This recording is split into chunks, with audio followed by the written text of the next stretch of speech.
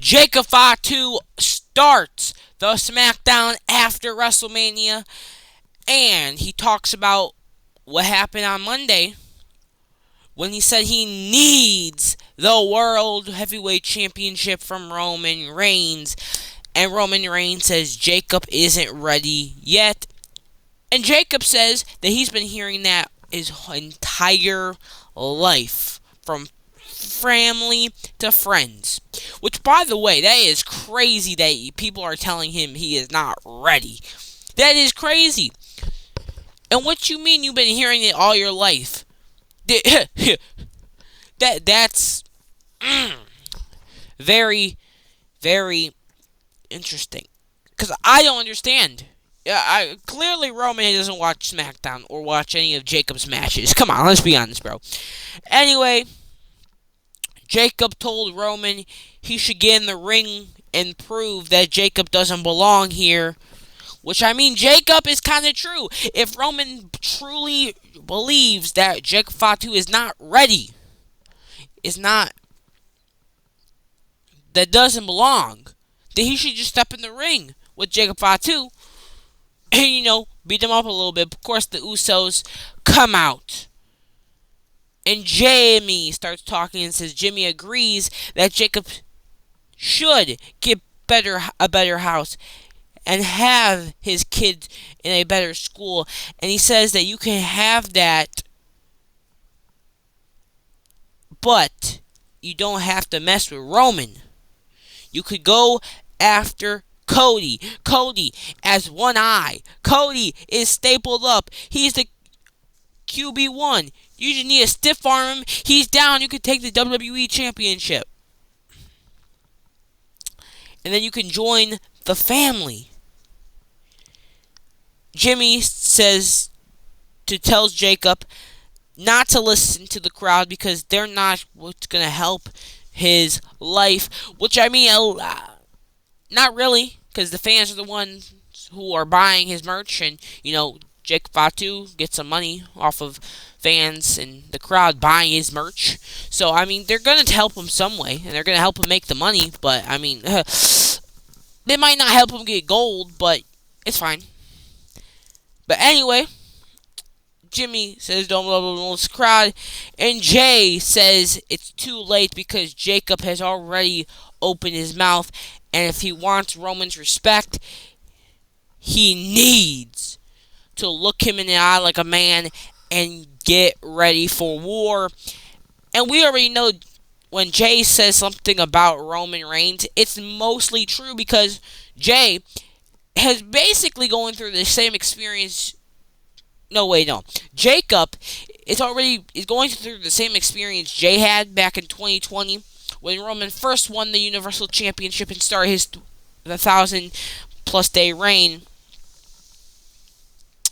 Jay did not acknowledge Roman Reigns at first. Jay did not pledge his allegiance to Roman Reigns. He was not loyal to the bloodline. He was not loyal to the family. He was not loyal to Roman Reigns until Roman Reigns destroyed, battered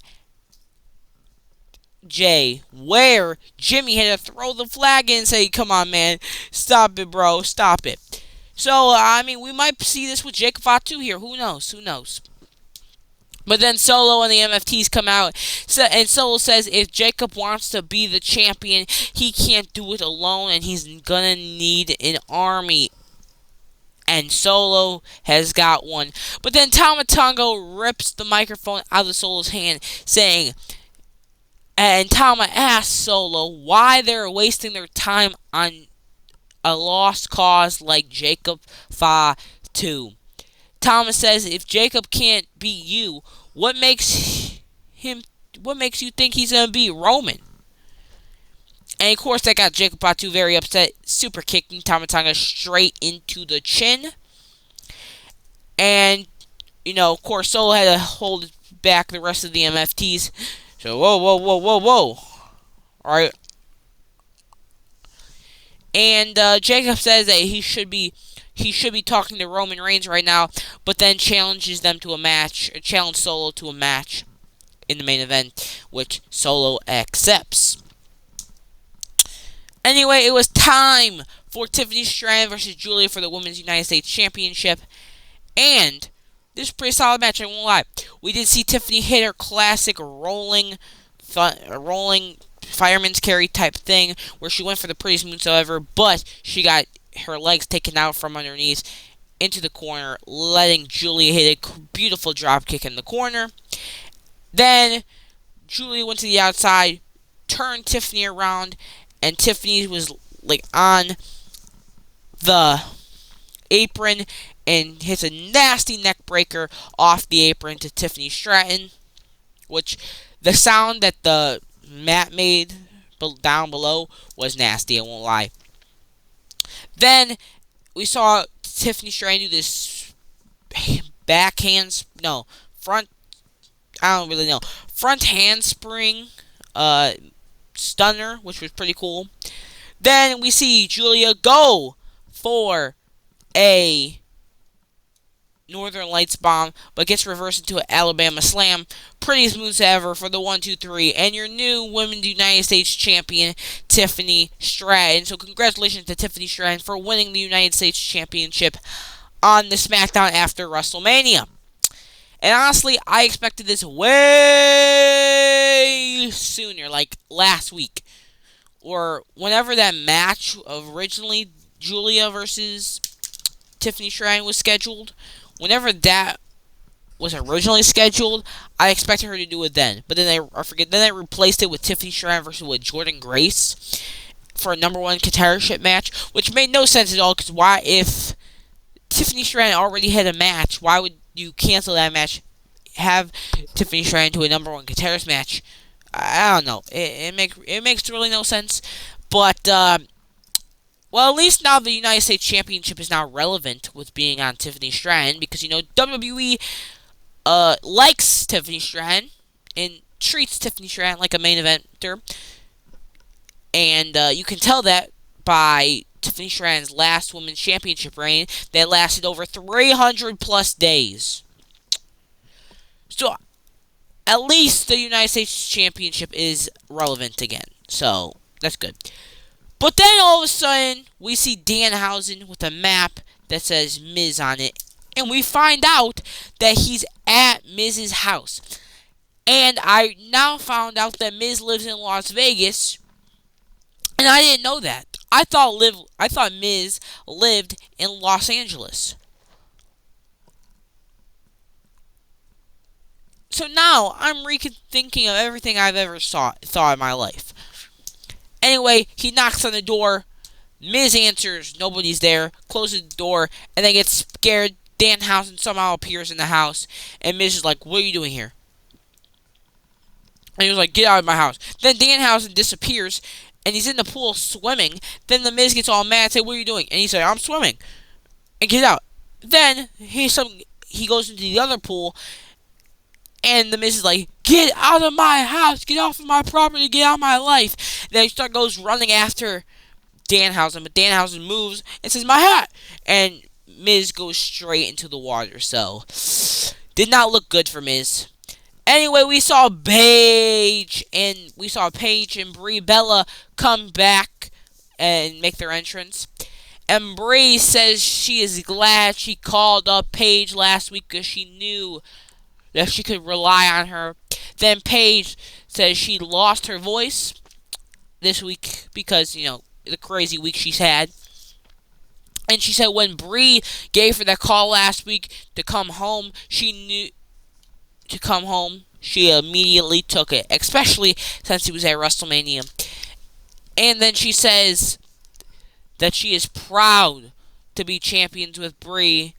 And Paige reminds everybody in the match at WrestleMania that Smackdown is her house, which this led Alexa Bliss and Charlotte Flair to interrupt. And Charlotte says that Alexa and her are happy to see Paige back in the WWE, but they got a problem. Which Alexa says that her and Charlotte have worked way entirely too hard to get an opportunity and to win the tag team championships. and they challenge them to a match today and tonight. And Paige says, "I'm down for it. What about you, Brie?" And Brie says, "I'm down for it as well." So we saw them face off in a match today, but nothing really happened in the match except as Brie Bella was crawling over to Paige for a tag, Paige is pulled down by JC Jane. She threw Paige into the steel steps. The referee ringing the bell in for a DQ. And then this allowed Laney Reed and Fallon Henley to take out Charlotte Flair and Brie Bella. Then all of a sudden, we see Alexa Bliss jump on the back, but she gets taken out by JC Jane. And the Fatal Influence girls take out Charlotte, Brie, and Paige with a kick. Then JC Jane hits a nasty super kick to Paige's face. Then we see Laney Reed and Fallon Henley do this crazy move thing, planting Alexa Bliss in the middle of the ring. And they get on the top rope, celebrate, leave the ring, and said they officially own Friday Night Smackdown. And all I've got to say is thank you for calling them up to Smackdown. Thank you. Thank you. After JC Jane's beautiful run as NXT Women's Champion twice, mind you, forget, and Fatal Influence just running NXT for the past 2 years at this point, I'm so glad they're here on Friday Night SmackDown, and I can finally talk about them in my reviews, since I used to do NXT reviews like a year ago, but then I realized I don't feel like doing them. So I just watch NXT by myself now without doing reviews, and now I can finally talk about Fatal Influence. 100% deserved. I can't wait to see what they got in store for them. Anyway, Cody Rhodes comes out and we see the black eye. And Cody says when he takes the loser's ramp, which is not like when he means loser ramp, he means the side ramp next to the main ramp, that means the run is over. A run that started 4 years ago, not that far away from here. And he wanted to send a message to Randy Orton, who is not there today, that even when Randy throws his best shot, the punt kick, that he is still standing. And I was like, absolutely right, King. Absolutely right. Because Cody Rhodes is the greatest professional wrestler to ever lace a pair of boots up. And I was standing on my TV watching it with my Universal Championship on my arm, just like how Cody's holding it. And I was like, speak, King, yeah, King. And, there's nothing Cody Rhodes can do in their lifetime to ever have me dislike him. Never. This is why he's the greatest professional wrestler to ever exist. Then he says he wanted to send a message to Sami Zayn, who called Cody the Golden Boy backstage, and nothing bad happens to Cody. So Cody, dressed in all gold for Mania, to present as the Golden Boy. Now that is what a real guy does. Someone calls something behind their supposed friend, calls them Cody the Golden Boy, and nothing happens. Bad happens to Cody Rhodes.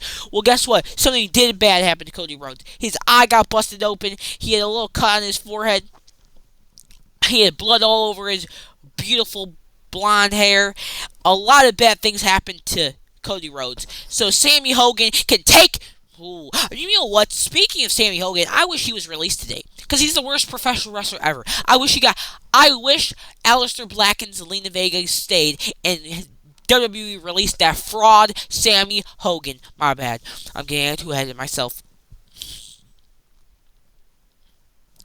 But anyway, Cody looks directly at the camera and says to the outside forces that keep interjecting themselves into Cody's WrestleMania matches, he said they need to stop because they're 0-3 at trying to ruin his spot.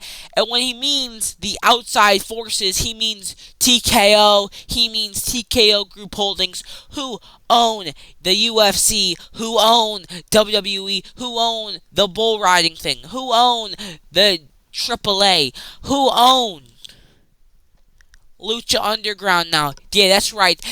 TKO bought the rights to Lucha Underground, and guess what they're doing? They're, boom, rebooting that thing, bro. Rebooting that thing. So yeah, Cody is 0-3 against TKO. No, it's 3-0 against TKO, beating every obstacle that comes in his way, like The Rock in 2024, trying to steal Cody's main event spot at WrestleMania 40. Then, 2025 last year, Travis Scott got his way and his grimy little fingers on Cody's Road storyline, and so did The Rock too. Don't forget about The Rock, what he did last year. And of course, this year Pat McAfee getting in the way, and I'm glad Pat McAfee is such self-aware that he realized we need to be out of this story. Me and Jelly need to be out of this story. So I'm glad we have celebrities like Pat McAfee and Jelly Roll in the WWE to realize they're unwanted. The fans don't want it. The fan online don't want it. Nobody wants it. Not even themselves want it. The only reason why they accept it is because they wanted the money.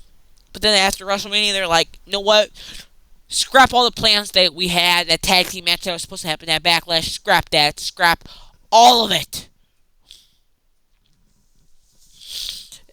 And I'm glad they did. But, of course, Cody says he's ready for his next challenger. And that's what a fighting champion does. A guy who was told that he would... By the way, I think it's ridiculous. I've seen people online saying, Cody Rhodes no-sold the punt kick. Cody Rhodes no-sold the punt kick. Yeah, a reminder, John Cena showed up the next... Hold on. John Cena got punt kicked straight in the side of the head. The next night on Raw showed up perfectly fine. Cody took a punt kick. 2 days later, he showed up on Raw, black eye, limp. He was selling more than what John Cena sold 15 years ago.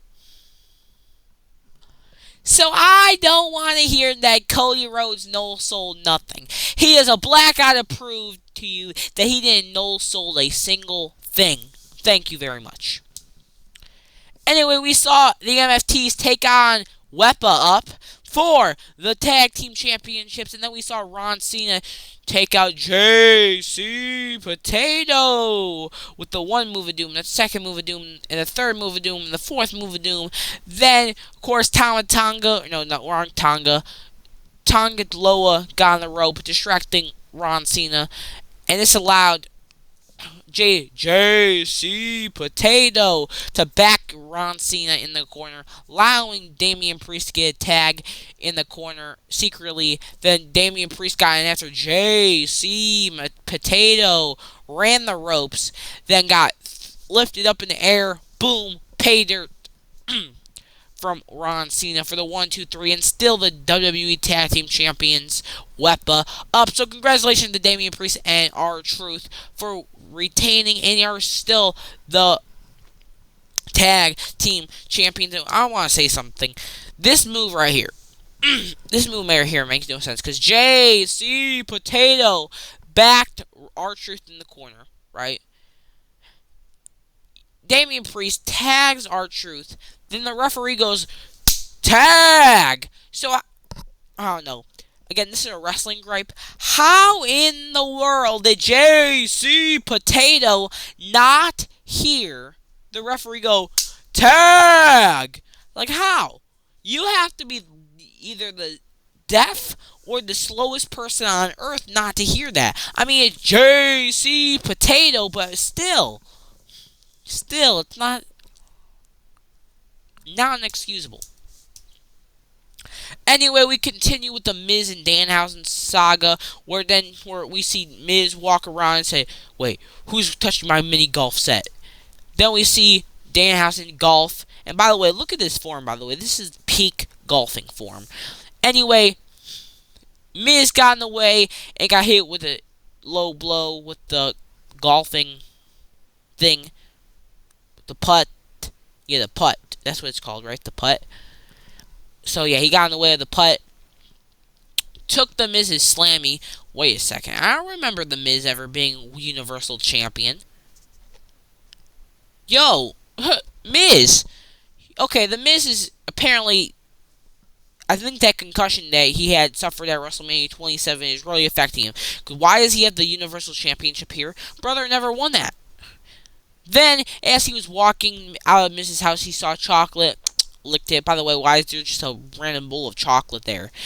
Then he runs into Maurice, and the Miz sprays Maurice full of chocolate powder, or cocoa powder, whatever you would like to call it.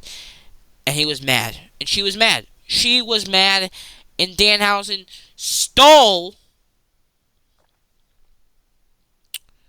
Miz's daughter's bike and left. And of course stopped into the ugliest car in existence. We can all agree on one thing. This Tesla Cybertruck is the ugliest thing that's ever existed on planet Earth. I'm sorry.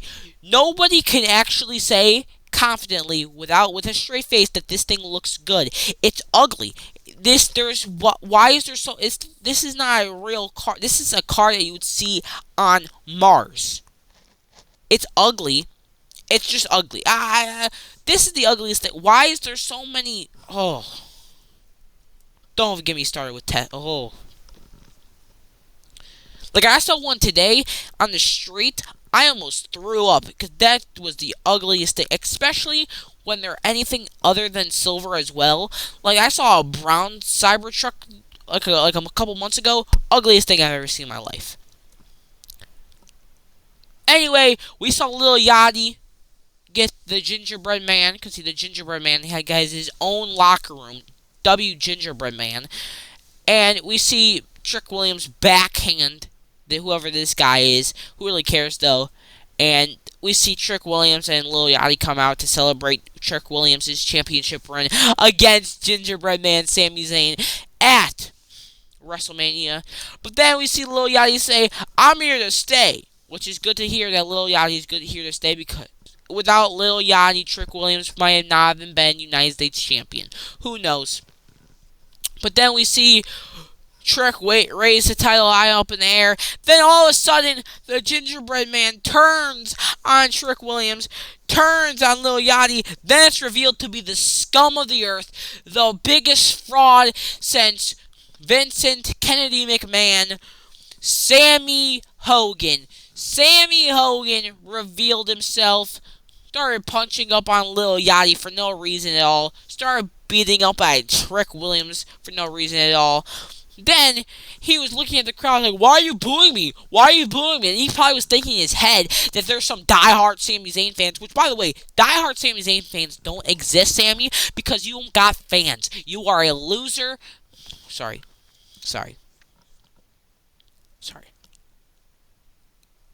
I'm sorry. I didn't mean that. But then he did the despicable thing. When he was about to leave the ring, he looked at Trick and said, "You know what, I'm going to decide to kick this man in the side of the face." Haluva kicked straight to Trick Williams. And yeah, the worst thing I've ever seen in a day of my life. Then we see Danhausen with the Danhausen mobile. And as he was down and out, after the Miz took him out, he sits up. Then says, "You are cursed," to the Miz. And then we see, boom, pyro straight into the face of Kit Wilson and the Miz. Big roll up for the 1, 2, 3, and Danhausen wins. We see Danhausen go take this pyro thing go off, slides out of the ring. Miz chases him, goes back in the ring, slides out of the ring into under the ring. Then Miz follows him there. Miz goes. Then we see Danhausen jump over Kit Wilson. And then we see Kit Wilson and the Miz collide in each other, and Danhausen runs away. So good for Danhausen to get away from this despicable creep, The Miz. And he drives away forever. Anyway, we saw Blake Monroe is coming soon. So you know what else? Never mind. I'm glad Blake Monroe is getting called up. Anyway, we see Rhea Ripley say that she's going to be a fighting champion unlike Jade Cargill, and she knows that there are women back there that want a shot at this, so come and get some. Then we see Fatal Influence come out, and JC Jane says that she gets that Rhea is the star and the top champion, but says that Fatal Influence took all the crowd favorite legends out. Rhea says JC should take her shot if she wants it. JC says Fatal Influence is always ready to fight anyone at any time. Then we see Nick Aldis come out and say, ladies, it's official. Fight! Then we see JC Jane and Rhea Ripley put on a phenomenal match. Phenomenal match, by the way. Cannonball Rhea Ripley straight into the corner. Then a couple chops to Rhea. Then it hits a beautiful knee to Rhea Ripley in the side, the face. Then as Rhea went for a riptide, she gets her leg taken out by Fallon Henley and Fatal Influence, and they just start beating her up. Boom, boom, with kicks, punches, kick, and then JC Jane's classic discus punch straight to the face that looked beautiful every time she does it, sending Rhea Ripley down to the ground and blah, blah, blah, and leaving Fatal Influence on top. And again, I'll say this again, I'm so glad they're using Fatal Influence, and I'm so glad they got called up, and I'm so glad they're using them like this again. Anyway, we see Charlotte Flair was not happy that Rhea Ripley basically got beat up by rookies, so yeah. Anyway, we also heard that Ricky Saints is debuting next week, so NXT is getting robbed of all their top stars. Oba, Javon, Trick, Ricky, Blake. Who's next? I don't know who's next, honestly. I don't know. All they got for the main event scene is Tony D'Angelo, Keanu Carver, who nobody wants, and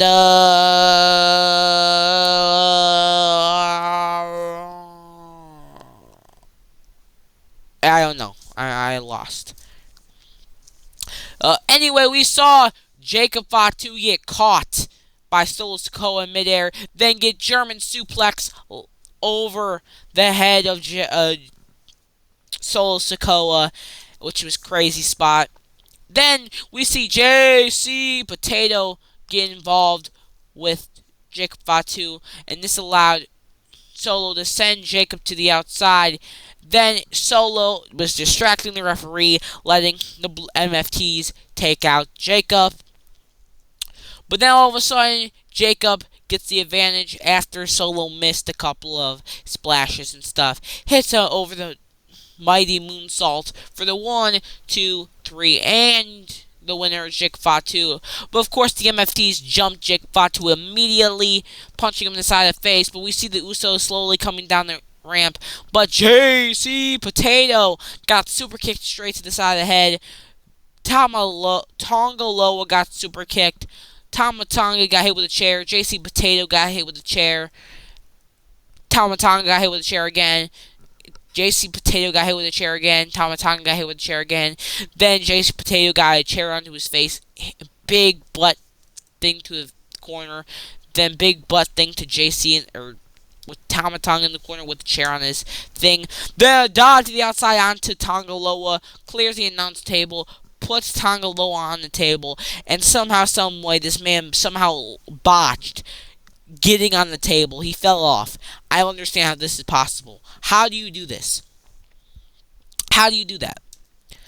Which led Jacob Fatu getting off the barricade, putting him back on the table, fighting him a couple more times, punching him straight in the face, get on the barricade, and big splash to the announcer's table. And Jacob got in the ring and started emoting, going crazy and stuff. So, yeah. And obviously, this is going to lead into Monday when we hear an answer from the OTC, the tribal chief himself. Will he accept Jacob Fatu's challenge at Backlash? At Backlash? Or, I don't really know. But again, I'll say this again, I'll say this again, and I'll say it confidently. Roman Reigns needs all of his championship defenses clean. He needs to win clean. No Uso involvement unless they cost him the championship. That's all I want to see from this Roman Reigns championship opportunity reign. Anyway, that's all I've got for you guys today. Leave in the comments below what you guys thought of this Friday Night Smackdown after WrestleMania. And